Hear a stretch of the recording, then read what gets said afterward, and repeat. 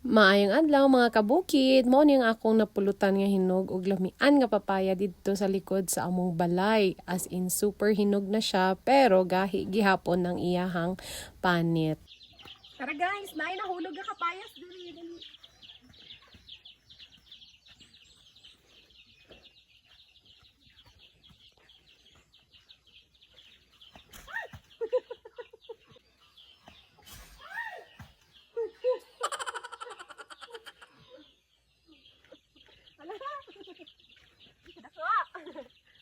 Tanawan ninyo, nahulog ang kapayas dira sa taas. Pero gahi pa siya guys. Gahi pa siya kaayo. Naku kaayo. Kalami. Mo ni siya ang indot diri sa bukid, mga kabukid kay. Pag naa kay mga prutas diri sa palibot, dali lang kaayo makapunit ka. Nay avocado, nay bayabas, langka, papaya. Kami kay libre lang, walay bayad. Okay, bye. So ako na siyang gipanitan kay para makakaon nami kay naapod mga bata nga nagahulat nga makakaon. So ato na ni fast forward no, hala sigihan ako nagpanit ang papaya aron mas slice na nako na kay aron makakaon no mitanan kay lami na gid kaayo hinog manggod kaayo ning papaya pero gahi pa kayong panit so lami gid kaayo ni kaunon kay crispy ni kunuhay nya tamis pod sa sulod.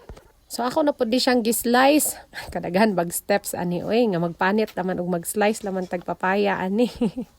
So ako na ning sliceon ang atong papaya kay para daghan ang makakaon kay kung dili na to ning sliceon gamay ra kay mi makakaon nya daghan man mi diri sa balay so daghan gyud mi dapat makakaon og magsakto ni siya. After ani ako na pud siyang gihugasan kay para malimpyo og dili pud katol kay naa man ni mancha ang ato ang papayas nga hinog.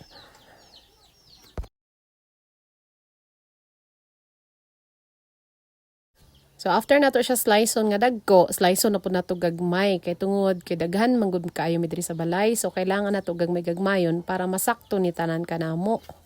Ug makakaon pod ang uban kay alangan kami lang pod ang magkaon-kaon unya ang uban dili pod makakaon so tagaan pod nato sila og ilahang parte. Okay, so tapos naman natog na slice so unsa pa atong ginahulat so magkaon-kaon na ta. Dapat ako gid ang una makatilaw ani kay ako man ang nag-slice ako pud ang nakapulot ani dito sa likod so ako gid dapat ang makauna ani og kaon. Joke lang. So, nagpaibog na lang noon ko sa inyo kay lami kaayo ang atong kapayas. Tamis pagid kaayo. So diri na lang ko taman. Salamat sa inyong pagsuporta. Thank you for watching. Bye-bye.